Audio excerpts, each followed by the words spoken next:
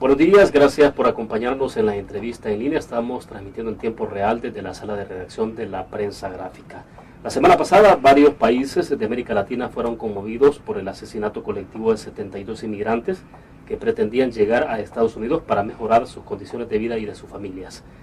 ¿Qué supone eso para los procesos migratorios? ¿Quiénes están interesados en romper con ese flujo? ¿Se puede encontrar una explicación lógica a este hecho? Bueno, hay varias interrogantes alrededor de este tema. Este día nos acompaña en nuestros estudios Carlos Bartolo Solís. Él es administrador de la Casa del Migrante La Misericordia, ubicada en Arriaga, Chiapas, en México. Con él vamos a conversar sobre estos temas. Carlos, es un gusto que nos acompañe. Buenos días. Buenos días, pues gracias por la invitación. Bueno, Carlos, para comenzar, quizás por ubicar un poco en el contexto a nuestros cibernautas, ¿qué es una Casa del Migrante? ¿Qué es esto? ¿Cómo se explica? Bueno, aquí hay que hacer la distinción de albergue y de casa. El albergue pues nada más se ocupa darle hospedaje, alimentación al migrante. Ya una casa del migrante, o sea, da los mismos servicios, pero queremos ir más allá, defensa y promoción de derechos humanos. Entonces esa es la diferencia que hace de la casa al albergue. Es decir, en el otro caso, en el caso del albergue, como usted dice, entonces se le da un poco de logística, alimentación y todo esto, pero ustedes, además de proporcionarle todo eso a los compatriotas que viajan hacia Estados Unidos, también les dan orientación en temas de defensa de sus derechos humanos. Sí, de defensa de derechos humanos, los riesgos que implica el camino, todo eso. ¿Qué tipo de personas son las que reciben ustedes diariamente ahí entonces en La Misericordia? Bueno, recibimos de todos los países de Centroamérica. Podemos decir que el flujo más que tenemos es de Honduras, Salvador, Guatemala y Nicaragua. Las edades promedios que recibimos es de 15 a 52 años. El porcentaje, por ejemplo, el 96% son hombres y 4% es mujeres. Casi todos en actividad laboral. ¿Y se incluyen niños también? Sí, también llegan niños solos y a veces acompañados, ya sea por papá o mamá o familia. E incluso gente que, entre comillas, que se hace pasar por familia y que lleva al niño hacia Estados Unidos. Ahora, le preguntaba antes de comenzar, en estos casos particulares de la gente que utiliza estas casas, los albergues o las casas, son personas que no van con coyote. Es diferente el perfil de esta persona, ¿no? Sí. ¿Van por sus propios medios? ¿Cómo es? Bueno, efectivamente por lo regular en la casa llega gente que ya se le acabó el dinero en el camino. Casi el reglamento que tenemos ahí en la casa prohíbe la entrada de coyotes y gente que venga pagando coyote, porque se supone pues que ahí es para la gente que no trae recursos o que está pidiendo dinero para continuar su viaje a la familia en Estados Unidos. Es decir, son inmigrantes que van por su propia cuenta, con sus propios recursos, sí, con su propio riesgo, es decir, y hay otros que son los que van con coyotes. Coyotes. Los que llegan a la casa que usted está administrando ahí en Arriaga, Arriaga está más o menos a 300 kilómetros de Tapachula, ¿no? De Tapachula. Las personas que pasan por la casa, ¿en qué condición habitualmente pasan? Todavía, digamos, no han atravesado todo México, entonces, pero ahí ya hay situaciones complejas que ustedes reciben de personas que han sido violentadas en sus derechos. Efectivamente, por ejemplo, hay gente que si no tiene dinero, tiene que caminar desde Tapachula hasta Arriaga. Muchos dicen que son 7 días que hay que caminar, pero ya fue asaltada, ya fue correteada por migración, incluso a veces extorsionada por la misma policía federal o las policías estatales o municipales. Y el riesgo que ellos corren más es para rodear las garitas migratorias, porque se tienen que internar, y a veces ahí está la delincuencia común esperándolos para ser asaltados y a veces las mujeres ser violadas sexualmente. Claro. Carlos, ¿cuántos kilómetros hay de Tapachula a Arriaga? 300. ¿Y hay personas que hacen ese tránsito a pie? Sí, a pie. Si caminan rápido, lo hacen en 7 días. Hay otros que vienen despacio y llegan 15 días, pero ya llegan con los pies llagados, algunos lastimados, otros deshidratados, o hay gente que lleva como 3 o 4 días sin comer. Entonces sí es un poco más difícil. ¿Por qué? Porque esta es la gente que no trae dinero. La otra que más o menos trae dinero viene en colectivos, le llamamos nosotros, el transporte público. Pero también el transporte público, por ejemplo, si hablando en pesos, el tramo de Ciudad Hidalgo a Tapachula cuesta 15 pesos, el chofer del transporte te pide 100 o 200. ¿Por qué? Porque eres migrante. O sea, identifican a la persona, entonces dicen, a este le vamos a cobrar más. O sea, él va pagando prácticamente una mordida al conductor del autobús porque lo lleve. Sí. Bueno, vamos a hacer nuestra primera pausa, Carlos. Cuando regresemos, si quisiera saber un poco, debo entender entonces que lo que está ocurriendo en México tampoco es nada nuevo para ustedes en términos de las características de las violaciones a los derechos humanos de los inmigrantes. Es decir, hoy lo que tenemos es una masacre de 72 personas, abominable, pero bueno, vamos a hablar de eso al regreso, ya volvemos. Sí, pues.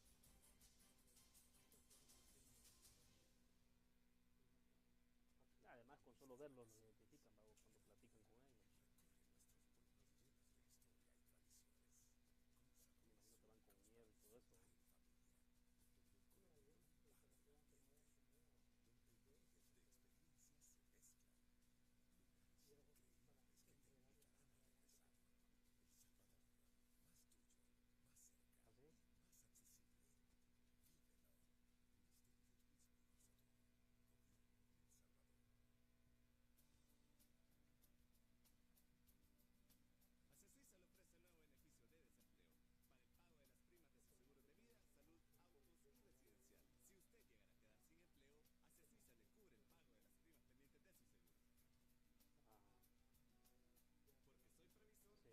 Se le ponen precio de entrada, ¿va?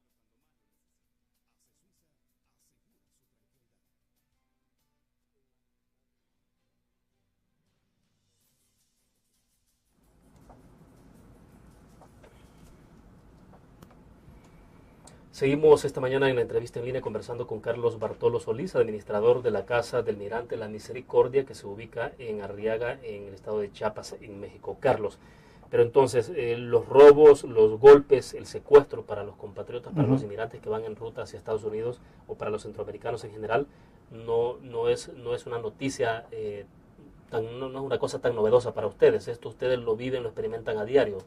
Sí, o sea, según reportes que tenemos, desde 2005 está el problema, y ya en el 2008 pues viene a explotar un poco sobre la cuestión del secuestro. Y te digo, se han denunciado desde hace mucho tiempo, pero pareciera pues que todo esto fuera como una política de Estado, porque te digo, a veces nosotros sabemos más o menos los lugares y todo, que no somos especialistas en investigar situaciones así, y el gobierno que tiene la capacidad para eso, a veces es el último, diríamos, en querer saber la realidad. O sea, eso les da a ustedes la sensación entonces de que, no sé, hay un poco de complicidad en medio de todo esto. Sí, porque te digo, incluso hay testimonios de migrantes que dicen, bueno, que yo estuve secuestrado en Tierra Blanca y vi que uno de migración llegó y le dieron algo, dinero o lo que sea. Entonces, sí hay cierta complicidad, porque por ejemplo, ¿cómo te explicas a veces que a veces son secuestrados en el sur y van apareciendo en el norte? Entonces, como quien dice, como que hay cierta complicidad, porque tienen que pasar retenes de militares, retenes de migración. Entonces, si no se dan cuenta, entonces, ¿qué es lo que está pasando entonces? ¿Los mueven en función de qué entonces a los inmigrantes cuando los secuestran? ¿En función de que de buscar formas de comunicarse con los familiares de ellos? O... Sí, porque, como te diré, supuestamente a veces tratan, yo te lo llevo hasta el norte, deposítame X cantidad y te lo llevo, pero a veces es mentira, nada más lo mueven del lugar y ya le dicen, sí, ya va para allá, y sigue. Claro. Carlos, ¿los riesgos de una persona que va con coyote o una persona que se va por su propia cuenta son exactamente los mismos o son diferentes? No, desafortunadamente ahorita no hay confianza en el coyote, porque si el coyote no tiene alguien que responda por él, o que pague derecho a piso, significa pues también que le quitan la gente e incluso perder la vida. ¿Qué es esto el derecho de piso? ¿El coyote que va tiene que pagar entonces o tener suficientes conexiones? ¿Cómo es esto? Ajá, o sea, el derecho de piso, ¿cómo te diré? El narcotráfico domina droga, tráfico de armas, y entonces en el corredor de esto del pasar la droga también pasan los migrantes. Entonces el coyote tiene que pagar para poder pasar ahí. Entonces el que no tiene esas condiciones es el que expone todavía mucho más a las personas que lleva. Claro, efectivamente, hay más riesgos. Ahora, Carlos, ¿cómo les cayó a ustedes la noticia de esta masacre que ocurrió en Tamaulipas? 72 personas. Es decir, esto no se había tenido, debo entender, nunca en la historia de las migraciones hacia Estados Unidos. Pues mira, al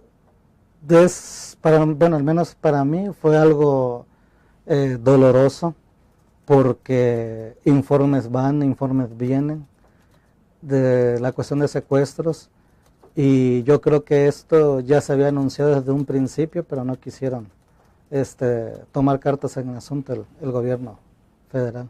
¿Tú crees que era una masacre anunciada? Yo creo que sí, porque siempre se ha secuestrado 40 o 100 gentes, o hay gente que dice que han visto 200 hacinados en bodegas. O sea, secuestros masivos ya estaban ocurriendo desde hace rato, desde 2005, si no mal recuerdo el dato que usted decía. Sí. Y desde entonces ya han habido esos secuestros, pero bueno, no habían asesinatos. Entonces sacaban el dinero a las personas y los dejaban ir. O sí habían asesinatos, pero ¿cómo te diré? No hasta ese grado. O sea, aquí asesinan a la persona que no paga el rescate. Pero asesinar a 72, son cosas que desde luego no tienen lógica, pero vamos a la pausa. Cuando regresemos seguimos hablando del tema, ya volvemos.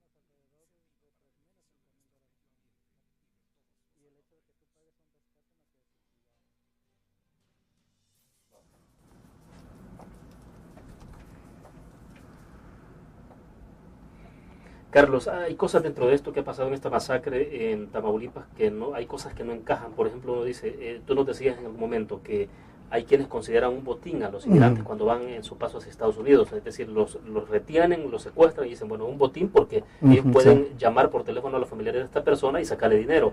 Lo que no encuentra uno a veces en dónde está la lógica de esto es asesinar a 72 personas, no creo que los 72 no hayan podido pagar el rescate. ¿Qué es lo que está pasando entonces? Pues te digo, bueno, ojalá que no peque te digo, porque ahí es la lógica que no alcanzamos a entender, pues, o sea, no sé si será un mensaje, pues, para las demás gentes, pero yo considero que a pesar de esta situación, muchos se van a seguir arriesgando a ir al sueño americano. Pero sí te digo, cuestiona por la magnitud, porque hay gente, adolescentes, sé que hay una mujer con 5 meses de embarazo que también fue asesinada, entonces no sé qué nos estarán dando a entender. Y yo creo que no solamente a los que están en tránsito, sino también a los que estamos en ayuda de esta gente también. Sí, porque decís que desde 2005 vienen ocurriendo los secuestros, ¿no? Y secuestros masivos, o sea, hasta de 200 personas. Sí. Ustedes han tenido alguna información, pero entonces en esos casos me imagino que hubo familiares que pagaron por las personas que estaban secuestradas en México. Y ahora, o sea, ¿cómo es que los pueden asesinar a todos los que iban en ese grupo? Sí, esa es la explicación que queremos, pues, porque, te digo, sabemos que hay 2 guatemaltecos que la familia sí le pidieron rescate.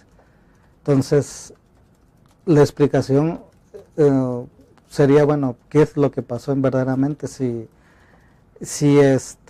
todos se negaron a pagar, o es un mensaje pues que quieren lanzar a toda la sociedad.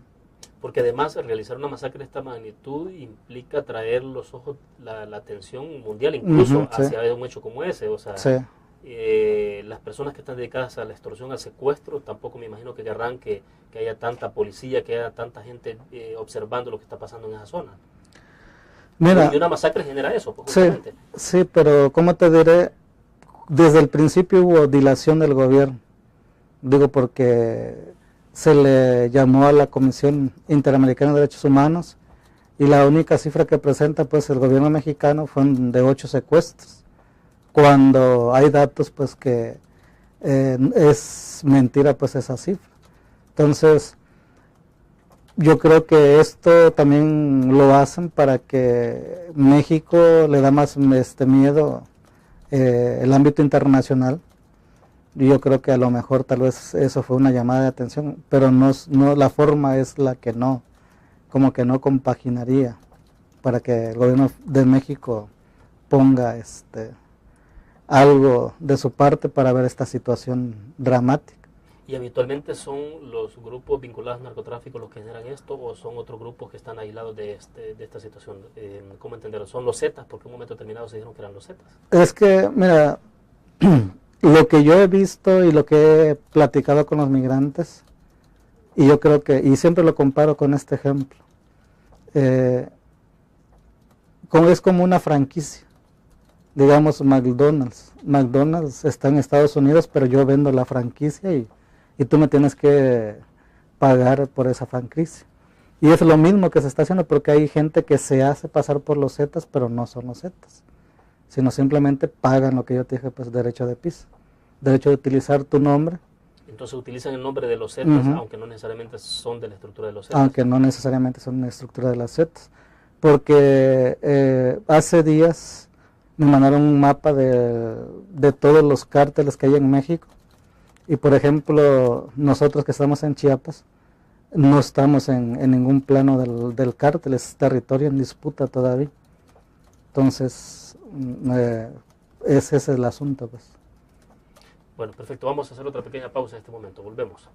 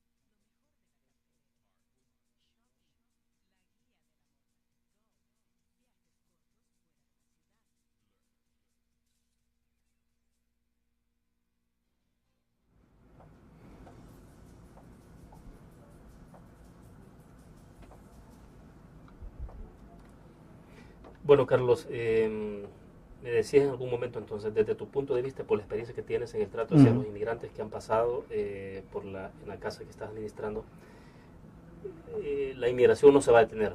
O sea, a pesar de la magnitud de una masacre como esta, ¿tú crees entonces que esto va a continuar?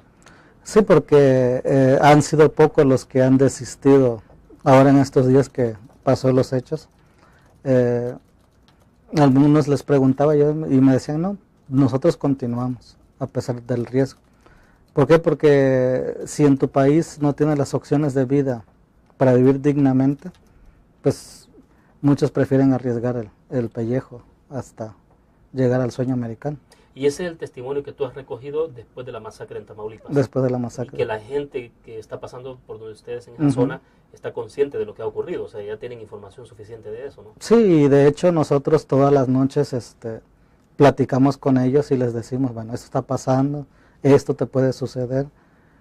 ¿Por qué? Porque desafortunadamente muchos van de sus países, pero ellos piensan o se han quedado con lo que les han contado algunos que ya han estado en Estados Unidos, pero, o sea, le cuentan lo bonito, pues, no lo que han pasado. Y yo lo que les digo, bueno, hace 10 años la realidad era otra, y ahorita es algo totalmente triste y muchos los han catalogado como una tragedia humanitaria toda esta situación que se está viviendo en México.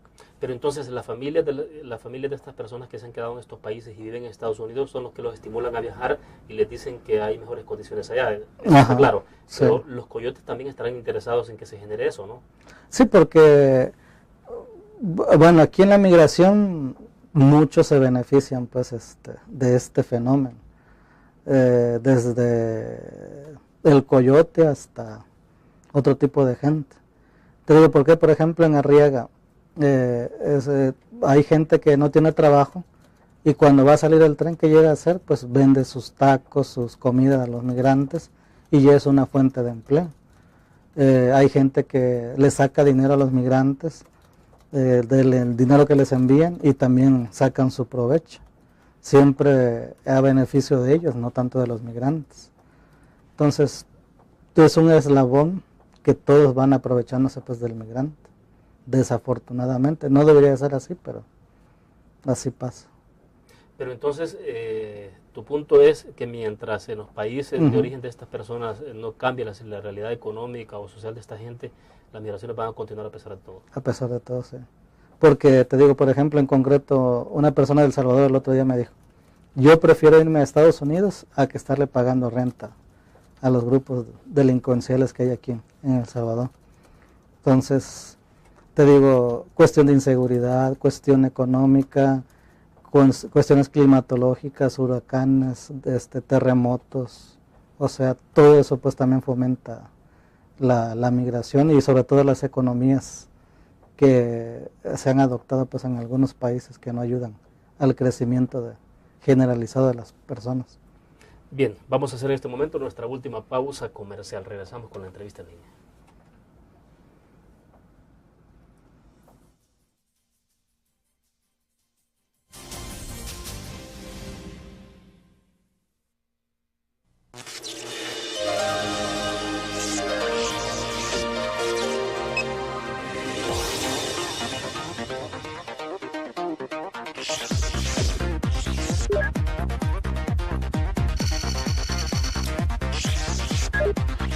Estimulamos tus sentidos para que leas, veas, escuches e interactúes con la verdad. LPG Multimedia.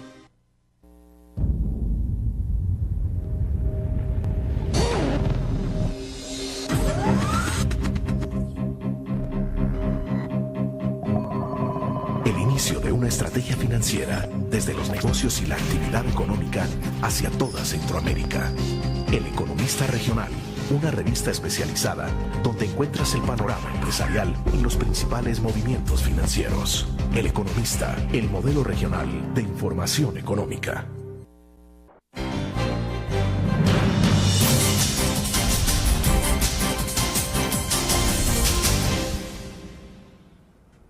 Bueno, estamos al cierre de la entrevista en línea.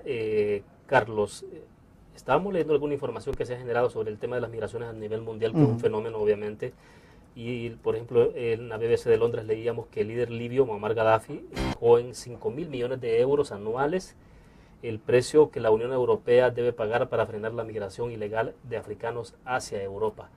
Es decir, prácticamente una especie de chantaje, pero está planteándolo de esa forma como un mecanismo para decir, bueno, nosotros con esos fondos podemos hacer que la gente se quede en nuestros países. En este tema de las migraciones, ¿cuál es el enfoque que debe privar entonces en la relación de los países del sur con Estados Unidos, Carlos?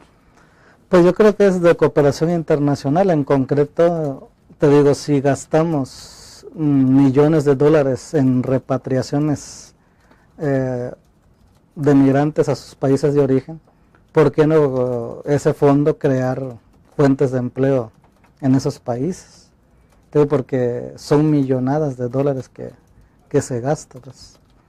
Entonces, o si no, también abrir un programa de empleo temporal donde cierto periodo llegue la gente a trabajar y que se regrese. Es decir, esas son como condiciones que podrían facilitarse entre los gobiernos, gobiernos, por ejemplo, de Centroamérica o de El Salvador en este caso, con el gobierno de Estados Unidos.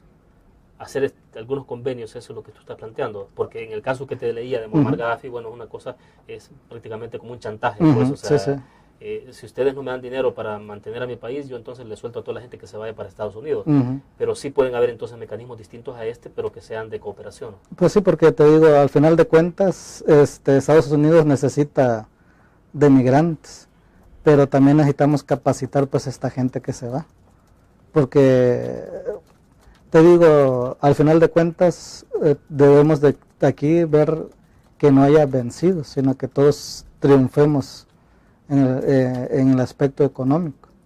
Entonces, una de las formas podría ser pues crear ya sea empleos temporales dentro del país o ofrecer esa oportunidad en Estados Unidos, un programa que ayude pues y contribuye. Porque tú crees que no hay barreras metálicas, no habrá muros de concreto, no habrá asesinatos, no habrá nada de esto que detenga la migración. No, mientras no se crean condiciones justas y dignas en nuestros países, la migración va a continuar. Mientras los jóvenes no tengan un futuro, van a seguir migrando, porque te digo, si no hay una expectativa de vida en los países, ¿a qué orillamos pues al joven? ¿De qué sirve que estudie si no hay fuentes de empleo? Carlos, pero esto es bien complejo porque es bien difícil hacer entender a la población de estos países también de que la realidad que vive Estados Unidos, su gente en Estados Unidos, tampoco nosotros podemos tener esos niveles de vida. ¿O tú crees que con poco la gente también se puede conformar a quedarse en estos países, que no necesariamente necesita tener los mismos parámetros de vida que tienen los norteamericanos? No, digo, conformarse no, te digo, porque al final de cuentas yo creo que tenemos mucha riqueza dentro de nuestros países que a lo mejor no hemos sabido explotarlo, o a lo mejor se lo hemos dado a otros que han sabido explotar, pero a la gente que está aquí dentro del país. Porque te digo, esta es mi segunda vez que yo vengo a El Salvador. La primera vez que vine en septiembre del año pasado, me tocó salir fuera de El Salvador, estar en San Miguel, en Arcatao, y hay mucho que explotar dentro del mismo país. Pero te digo, las políticas que adoptan nuestros gobiernos son las que vienen a partirle el queso a nuestra población, pues. Porque al final de cuentas tenemos una riqueza cultural que yo creo que los gringos desearían que tuvieran esa riqueza cultural que tenemos todos los países centroamericanos. Claro. Bueno, estamos al cierre de la entrevista. Carlos, ¿qué le dirías tú entonces a los salvadoreños, a aquellos que pretenden o quieren irse hacia Estados Unidos en medio de una condición tan violenta como la que se está viviendo en México? Pues que tienen que medir los riesgos, porque ya no es el sueño americano como hace 10 años. También la situación económica en Estados Unidos ha golpeado, y ahorita con muchas leyes xenofóbicas que hay, impiden pues también o están cerrando pues el paso al migrante. Entonces tienen que valorar sobre todo lo que perder la vida pues no tiene sentido, porque los que pegan, ahora sí pagan los platos rotos, pues es la gente que se queda. Porque siempre pensamos en la gente que se va, pero nunca pensamos también en la gente que se queda, familias y todo lo demás. Bueno, se nos agotó el tiempo, Carlos. Gracias por haber estado con nosotros. Al contrario. Gracias. Bueno, terminamos la entrevista en línea. Gracias por acompañarnos. Nos vemos mañana a las 8:15 de la mañana. Buenos días.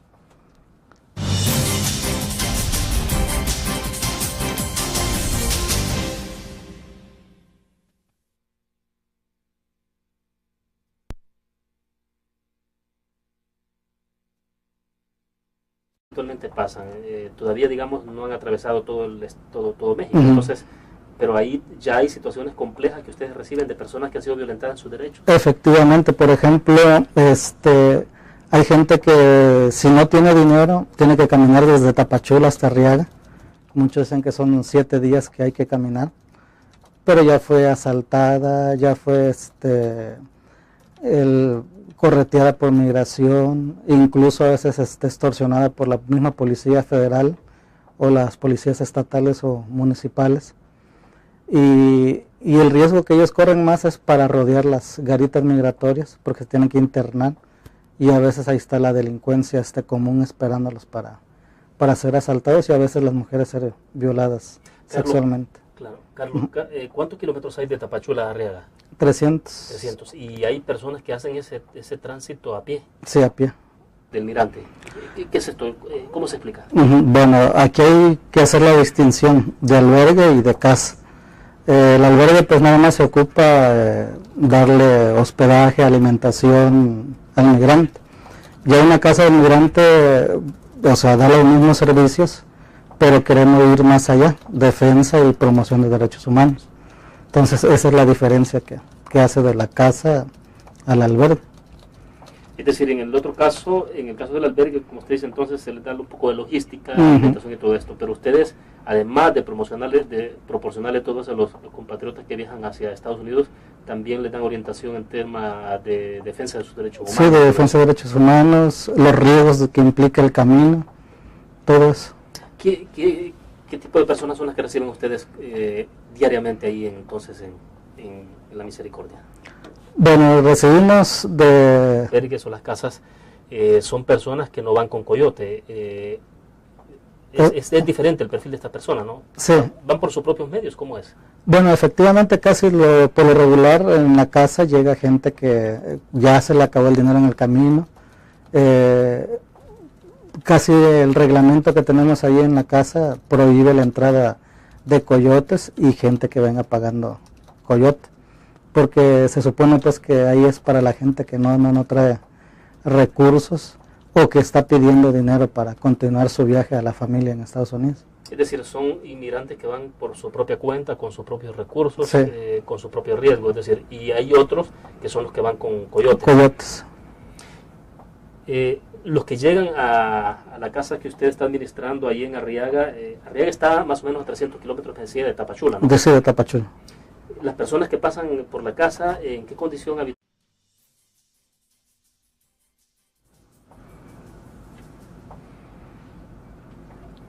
Buenos días, gracias por acompañarnos en la entrevista en línea. Estamos transmitiendo en tiempo real desde la sala de redacción de la Prensa Gráfica. La semana pasada, varios países de América Latina fueron conmovidos por el asesinato colectivo de 72 inmigrantes que pretendían llegar a Estados Unidos para mejorar sus condiciones de vida y de sus familias. ¿Qué supone eso para los procesos migratorios? ¿Quiénes están interesados en romper con ese flujo? ¿Se puede encontrar una explicación lógica a este hecho?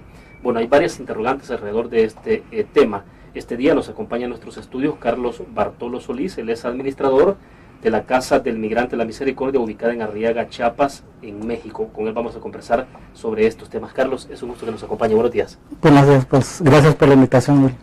Bueno, Carlos, para comenzar, quizás para ubicar un poco en el contexto a nuestros cibernautas, ¿qué es una casa? Todos los países de Centroamérica, podríamos decir que el flujo más que tenemos es de Honduras, Salvador, Guatemala y Nicaragua. Las edades promedios que recibimos es de 15 a 52 años. El porcentaje, por ejemplo, el 96% son hombres y 4% es mujeres. Casi todos en actividad laboral. ¿Y se incluyen niños también en las Sí, estadísticas? también llegan niños solos y a veces acompañados, ya sea por papá o mamá o familia. E incluso gente que, entre comillas, que se hace pasar por familia y que lleva al niño hacia Estados Unidos. Ahora, le preguntaba antes de comenzar, en estos casos particulares de la gente que utiliza estas casas, los